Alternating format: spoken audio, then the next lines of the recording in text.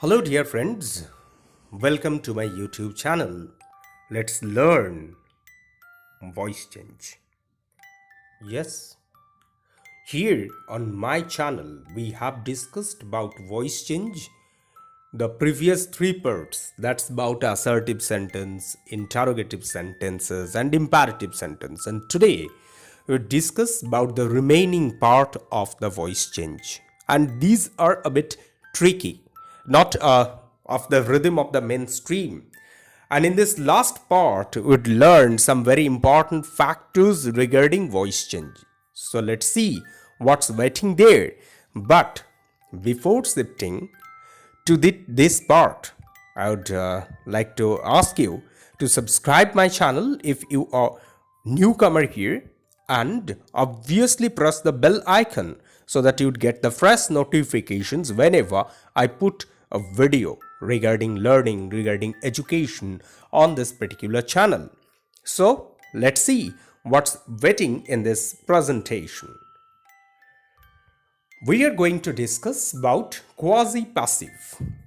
So the very name quasi-passive, it would be a bit disturbing because so far you have thought that quasi-passive, it's very tough. What is this? It's quasi-passive. Yes, the clue is there. It's quasi-passive. It's neither active nor passive. Why? Because it's active in look but passive in sense. So its form is active but its essence is passive. That's why it's called quasi-passive and sometimes middle voice. Yes. So here in this presentation, we would learn about middle voice or quasi-passive with some examples. The first of the example is, this book reads well. Who reads? Obviously not this book, but the reader. So its form is active, reads. This is an active form of the verb in simple present tense. But if you go to the sentence, if you try to find out the essence of this sentence, you'd get that it's not the book, but this book reads to a reader well when it is read. So if we put this expression when it is read, you'd get the passive sense. Now, sugar tastes sweet. The same thing, sugar is sweet when it is tasted. Next, the flow feels smooth. The flow doesn't feel the flow smooth all by itself. It's rather we who are touching the flow of feeling, we feel that the flow is smooth. So the flow is smooth when it is felt. That's the passive form of this quasi-passive sentence. And the cows are milking. We milk the cow and not the cows the cows milk themselves. So this is of what we'd learn about quasi-passive. And now we'd discuss about infinitives. Yes, you know infinitives because this is actually very frequently used constructions in English sentences. So passive of infinitives, that is the most important factor for us to discuss, how to make the passive of infinitive structures. So infinitive structures are made passive by using be after to, because what was our basic structure regarding passive voice? It was be plus past participle form of the verb, and we would follow this here for the sentences with infinitives as well. So finally, what we'd do? We would put active to plus do into passive to be done. So we are adding be after to, and after be we have added the past participle form of the verb, and we get the passive form of the infinitives. So here's an example for you. I'm to buy a book, and this would be changed as a book is to be bought by me.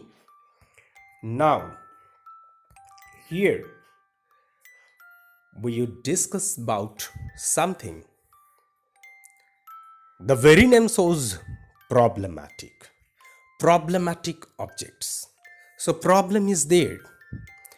But before shifting to that, I would like to share with you a very important information. That's a very important information.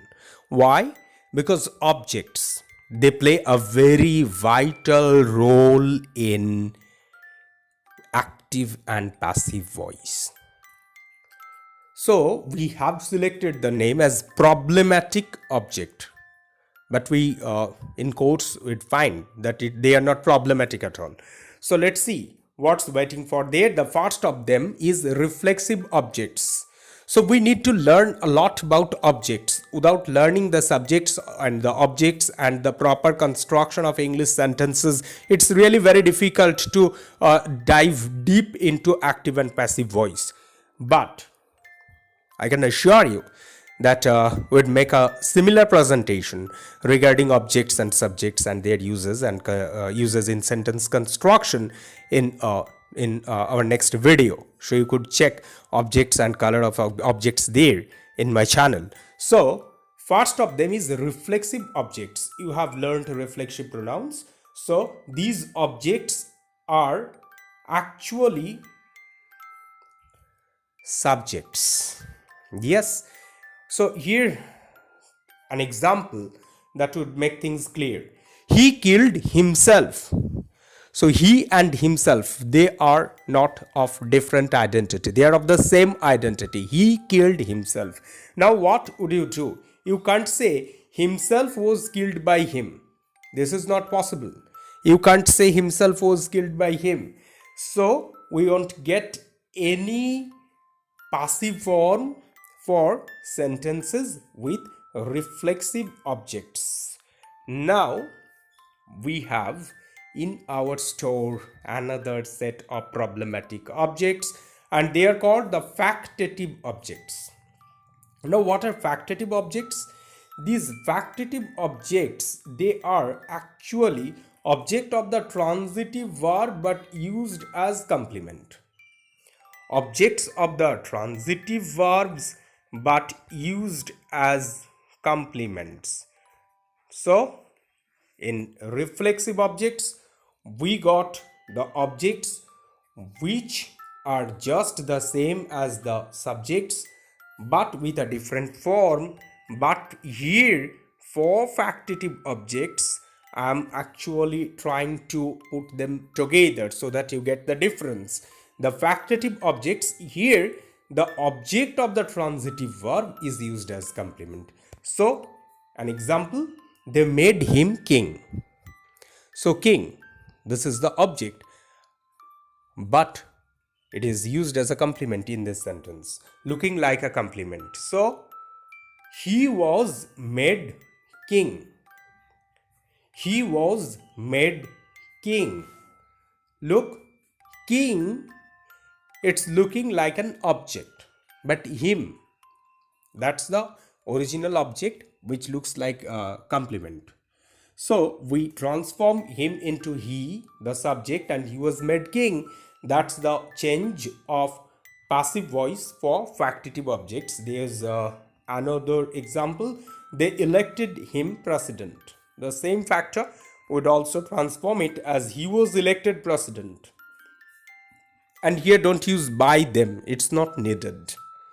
When you get a factative object, you don't need to put the passive form of you don't need to put by and the object of the subject of active sentence in passive forms. They are not needed. That's why we haven't put by them anywhere, because they made him king, they elected him president, everywhere they, that is understood by them, so you won't use it.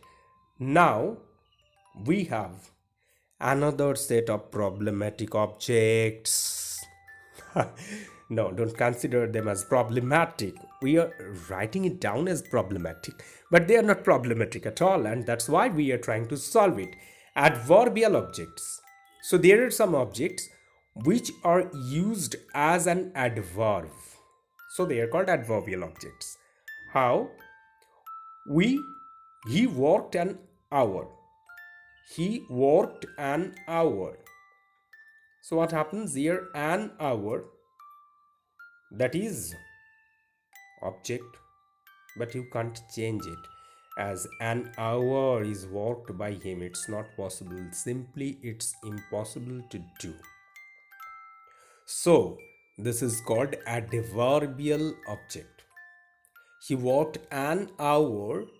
This is not an adverb, but they're used as an adverbial object. That's why we can't transform the passive into the active into passive by using an hour as the subject of the sentence. And is there any problematic object left? No, it's spatial case. Spatial case of what? The doer of the action of a passive verb, that is the object, may sometimes be preceded by some preposition other than by. So we got accustomed to use by with passive voice, but there are some occasions where we don't use by, like his conduct annoyed me. I was annoyed at his conduct. His conduct annoyed me. I cannot say I was annoyed by his conduct. Here we'd have to use at his conduct. And I know him. Obviously, it would be he is known to me. You can't say he is known by me. So these are some factors, spatial cases that you must remember and you must follow. So here we have some other spatial cases too. In passive voice, sometimes the object remains understood. And here, for these objects, when you try to change them into passive voice, you'd have to supply the subject mentally. So it's up to you. It's not up to rules. It's not up to grammar book, but it's up to you to supply it mentally, to fill the sense and to supply the subject mentally. Like it is said, he will come. Who said this? We don't know who said this. But generally, men say he will come, or they say he will come, or people say he will come, but it's better to say men say he will come. The shed was burnt to ashes. Now, who had burnt the shed? We don't know. It's not possible for us to mentally supply the name of that person who has burnt the shed. So, what do you do? Obviously, you won't find any subject here. Is this the fact? No, it's not like this. Fire burnt the shed to ashes, na?